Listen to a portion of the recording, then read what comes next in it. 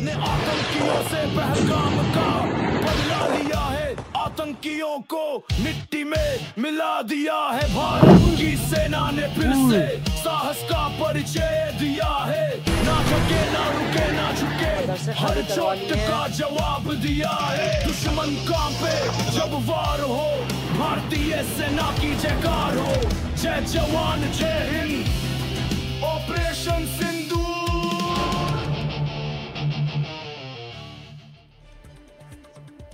नमस्कार, आप देख रहे हैं एनडीटीवी दुनिया। मैं हूं नगमा। भारत ने पहलगाम हमले की जवाबी कार्रवाई की और ऑपरेशन सिंदूर सफल रहा।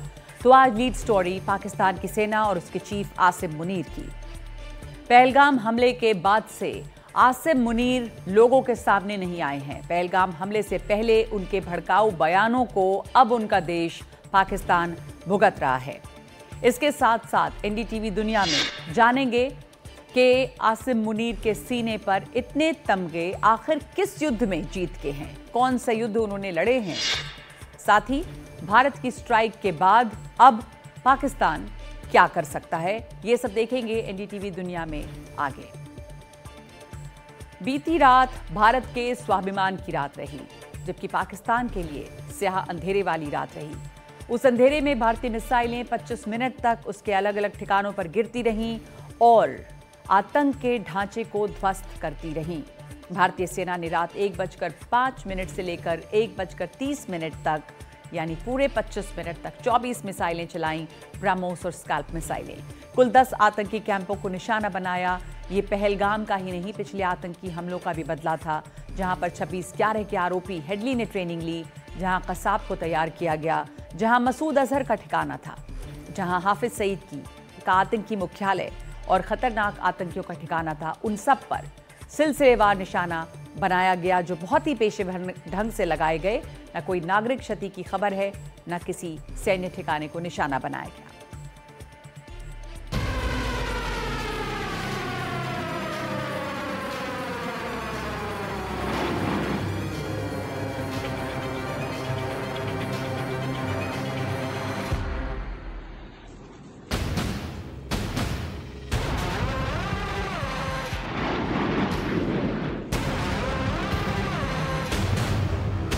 पंद्रह दिनों से धमकियां दे रहा, ताल ठोक रहा पाकिस्तान सकते में है।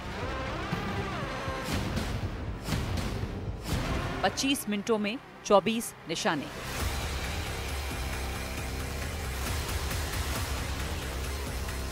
पाकिस्तान इतने घंटों बाद भी संभल नहीं सका है।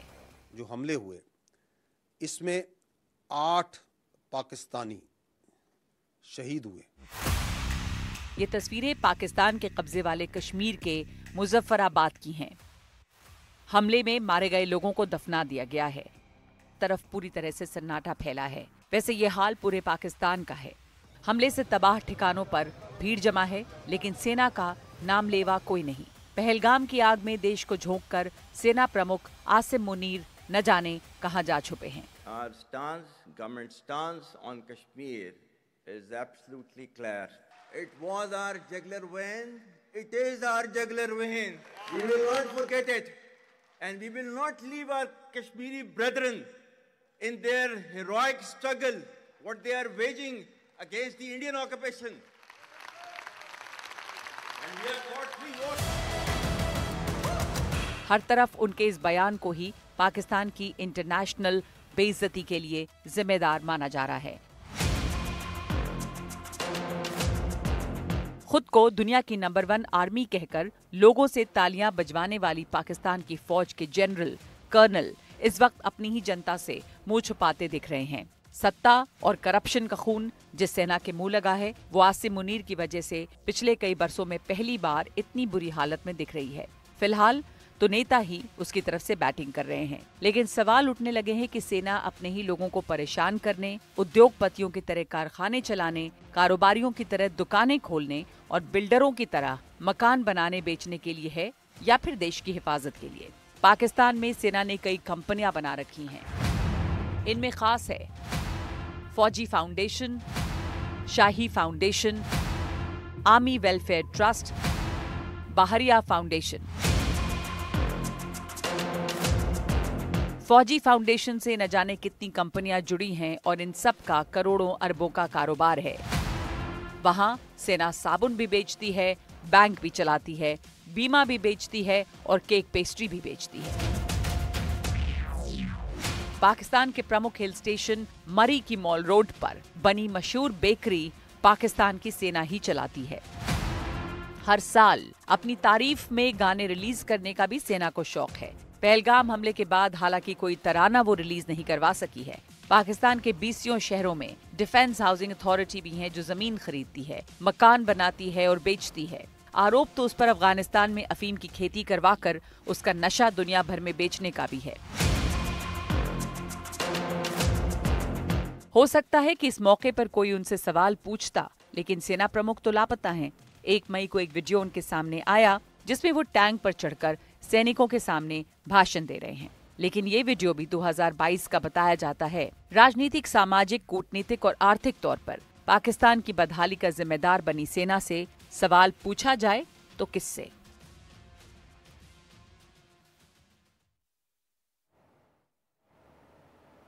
तो पाकिस्तान की सेना वहाँ सिर्फ मुल्क की हिफाजत नहीं करती, पूरा कारोबार चलाती है, शासन चलाती है, सियासत में उसकी पूरी भागीदारी है। हमारे साथ इस वक्त जुड़ गए हैं लेफ्टिनेंट जनरल अता हसनैन इस पर बातचीत के लिए। लेफ्टिनेंट जनरल अता हसनैन, ऑपरेशन सिंदूर में भारतीय सेना का पराक्रम दिखा, काफ़ी था ये जवाब? जिस तरह की आतंकी गतिविधियां पाकिस्तान की ओर से आ रही हैं, क्या पाकिस्तानी सेना को इससे सबक मिलता है या एस्केलेशन का डर बना हुआ है? नगमा जी, ये आज ऑपरेशन सिंदूर जो लॉन्च किया है भारत ने, 6 साल के बाद लास्ट बालाकोट या जब्बा टॉप के ऊपर इस तरह का ऑपरेशन हुआ था। उससे पहले सर्जिकल स्ट्राइक्स हुई थी। ये दोनों सिंगल टारगेट्स, सर्जिकल स्ट्राइक्स में 5 लोकेशन थी, मगर वो 1 से 1.5-2 किलोमीटर पर थी लाइन ऑफ कंट्रोल से, और बालाकोट जो था वो सिंगल एक ऑब्जेक्टिव था। इस दफे स्ट्रेटेजिकली भारत को ये अपॉर्चुनिटी मिली है कि उसने अपनी टेक्नोलॉजी का इस्तेमाल, ये 2020 में जो प्रिसिशन गाइडेड म्यूनिशंस जिसने इस्तेमाल किए हैं, लॉइटर एम्यूनिशन इस्तेमाल किया है, उनको अक्वायर किया गया था और उसको उन्होंने 9 टारगेट्स के ऊपर, 9 ऑब्जेक्टिव्स के ऊपर उन्होंने इसको लॉन्च किया।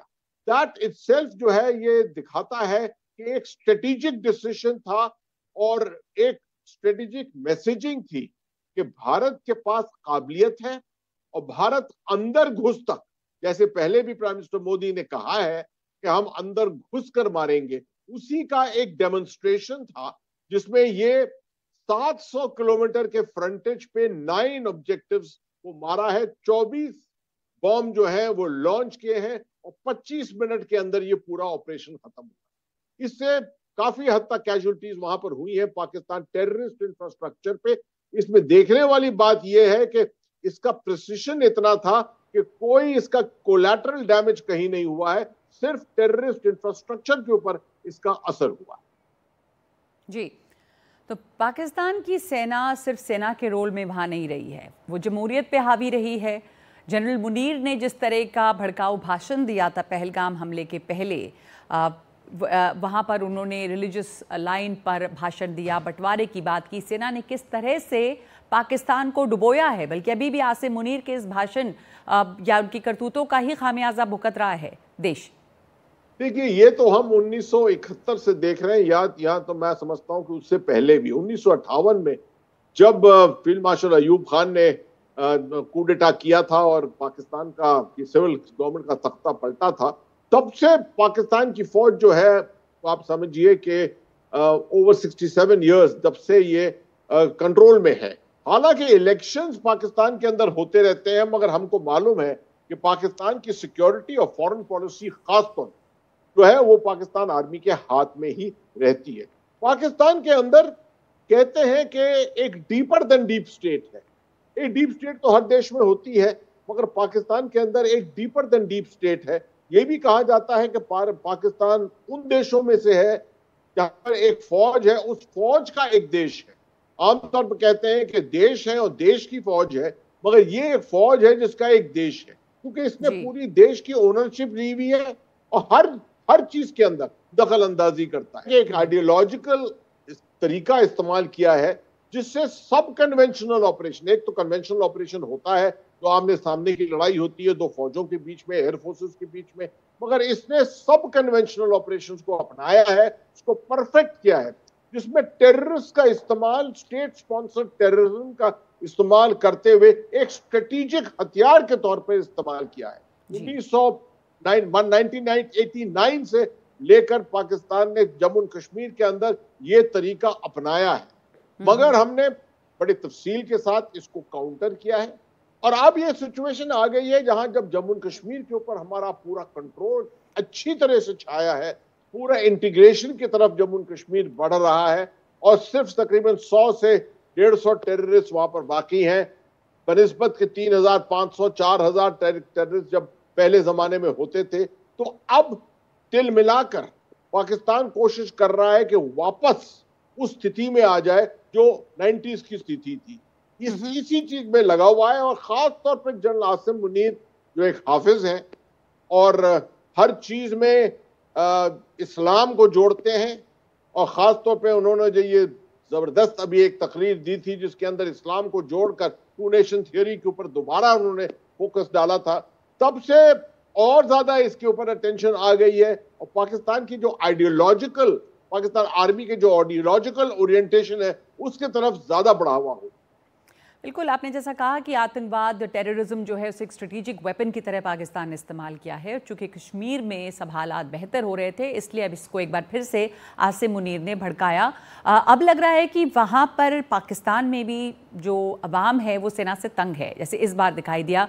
हालांकि अभी एक नेशनलिज्म का माहौल है, वो अलग बात है, लेकिन जिस तरह की रिस्पेक्ट सेना की थी पहले, और आसिम मुनीर ने जैसे अभी पाकिस्तान को फंसाया है और खुद गायब नजर आ रहे हैं, दिखाई नहीं दे रहे हैं, उनकी तरफ से सारे पॉलिटिशियंस बैटिंग कर रहे हैं। देखिए 1968 में अगर आपको याद है तो पाकिस्तान की सिविल सोसाइटी बहुत मजबूत सिविल सोसाइटी थी, और फील्ड मार्शल अयूब खान ने जब एक फेल्ड अटेम्प्ट की थी जम्मू कश्मीर को हासिल करने की 1965 में, तो उनका तख्ता जो पलटा था वो फौज ने नहीं मगर सिविल सोसाइटी ने पलटा था। वो काबिलियत आज सिविल सोसाइटी में नहीं है, क्योंकि पाकिस्तान आर्मी का कंट्रोल इतना रहा है कि सिविल सोसाइटी बिल्कुल इमैसिएट हो गई है, बहुत कमजोर हो गई है। अब समझिए, और आज जो है पाकिस्तान आर्मी इस स्थिति में है कि मैं नहीं समझता हूं कि उसको लड़ाई के काबिल भी होगी, क्योंकि उसने पाकिस्तान को इस स्थिति में पहुंचा दिया है कि 24वें दफे पाकिस्तान को IMF के पास जाना पड़ रहा है एक 3.5 to 4 बिलियन डॉलर लोन के लिए, ताकि वो पुराने लोनों को अदा कर सके। ऐसी देश में जहां इकोनॉमी का ये हाल है, तो पाकिस्तान एक आर्मी जो है वो अपने तरफ तवज्जो लेकर हथियार खरीद कर हर समय, और एम्युनिशन को बेचकर, पिछले साल 650 मिलियन डॉलर का एम्युनिशन पाकिस्तान की फौज ने यूक्रेन को बेचा है, इसी से देश चल रहा है। तो ऑब्वियसली पूरी आवाम जो है पाकिस्तान के अंदर तंग है। हालांकि ऐसे मौकों पर जब नेशनलिज्म, पेट्रियोटिज्म बढ़ता है तो दूसरी बात होती है, मगर असलियत में देखा जाए और किसी पाकिस्तानी से पूछा जाए कि दिल टटोल कर, मन टटोल कर अगर आप जवाब दें, तो वो बिल्कुल अपनी फौज के साथ एब्सोल्युटली फेड अप। बिल्कुल, और देखा हमने ये इमरान खान के मामले में भी कि कैसे फौज से टकराव के बाद वो जेल में पहुंच गए। शुक्रिया आपका लेफ्टिनेंट जनरल अता हसनैन हमारे साथ जुड़ने के लिए। और जाहिर सी बात है कि मुल्क की जो हालात हैं उससे आम लोग जो हैं वो बिल्कुल त्रस्त हैं, ख़ास करके जो इकोनॉमिक बदहाली वहाँ पर है, महंगाई है, कंगाली है। जैसा कि हमने देखा, पाकिस्तान की सेना सरहद की हिफाजत करने और जंग लड़ने के सिवाय सारे काम कर सकती है। सैनिक अफसर जमकर पैसे कमाते हैं, रिटायर होकर विदेशों में चले जाते हैं। मुनीर से पहले कि पाकिस्तान के 3 जनरल रिटायर होने के बाद देश में ही नहीं रुके।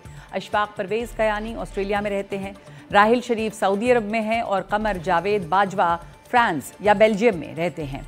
मुनीर के बारे में भी यही माना जाता है कि वो भी रिटायर होने के बाद देश छोड़कर चले जाएंगे, लेकिन फिलहाल उनके सामने नौकरी पूरी करने का ही संकट खड़ा हो गया है। लेकिन उन्होंने भी वही सब किया जो पाकिस्तानी सेना अब तक करती रही है।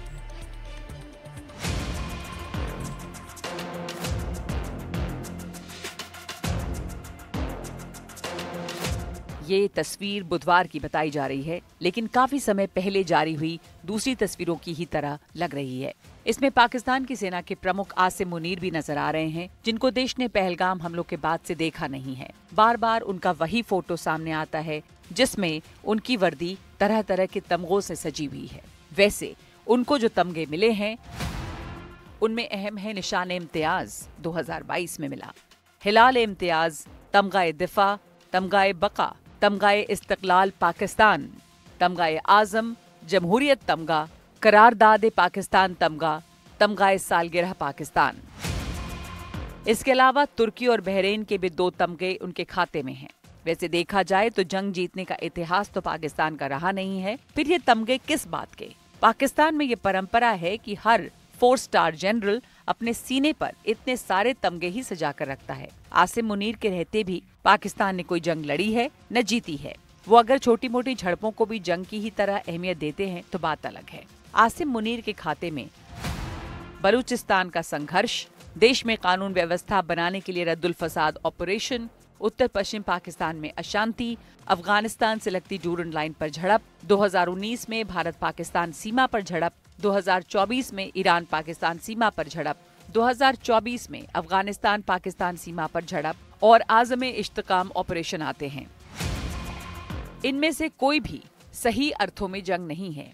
वैसे भी पाकिस्तान की सेना की दिलचस्पी सरहद से ज्यादा आतंकवादी तैयार करने, उनको पालने पोसने और आतंकवाद फैलाने में उनकी मदद लेने में रहती है। पाकिस्तान बनने के बाद पहले ही दिन से पाकिस्तान की सेना का सत्ता में काफी दखल रहा है। 2 बार सेना प्रमुखों जनरल जियाउल हक और जनरल परवेज मुशर्रफ ने सत्ता पूरी तरह से अपने हाथ में ले ली थी।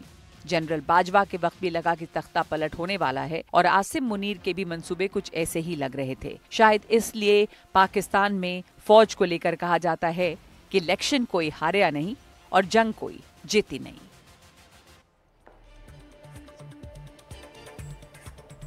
पाकिस्तान के प्रधानमंत्री शहबाज शरीफ ने कहा है कि भारत ने अंधेरे का फायदा उठाकर उनके देश पर कायराना हमला किया है। नेशनल असेंबली में उन्होंने कहा कि देश की सेना इसका सही जवाब देगी, लेकिन सवाल यह है कि पाकिस्तान के पास जवाब देने के कितने मौके और कैसे विकल्प हैं, कितने तरीके हैं, या क्या वो जवाब देने की हालत में है।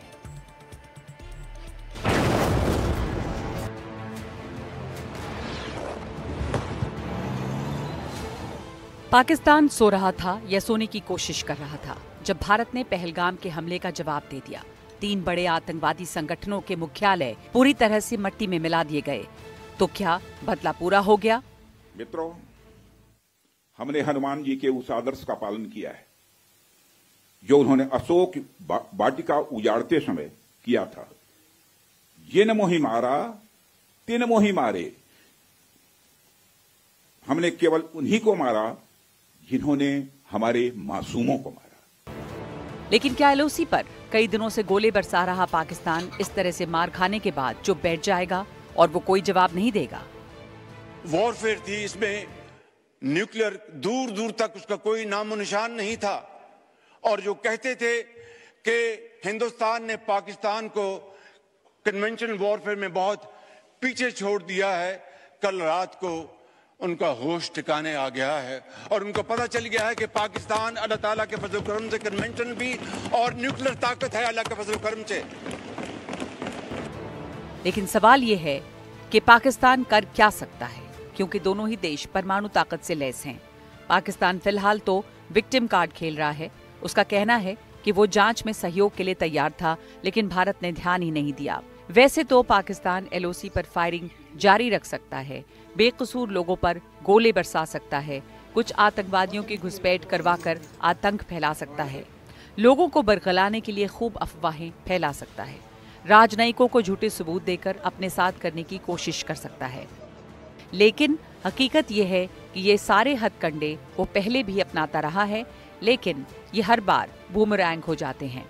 पर पाकिस्तान को लगता है कि वो हारने वाला नहीं है। वो जंग के मैदान में जीते न जीते, जंग के मैदान के बाहर जीतने के हर हथकंडे को वो बार बार आजमाता रहता है। तो ऑपरेशन सिंदूर कामयाब रहा है। अब ये देखना है कि ये जंग यहाँ पर थमेगी या और भी ज़्यादा इसके बड़े होने की आशंका है। एनडीटीवी दुनिया में आज के लिए इतना ही। नमस्कार। भारत ने आतंकियों से पहलगाम का बदला लिया है, आतंकियों को मिट्टी में मिला दिया है। भारत की सेना ने फिर से साहस का परिचय दिया है। ना झुके ना रुके ना झुके, हर चोट का जवाब दिया है। दुश्मन कांपे जब वार हो, भारतीय सेना की जयकार हो। जय जवान जय हिंद।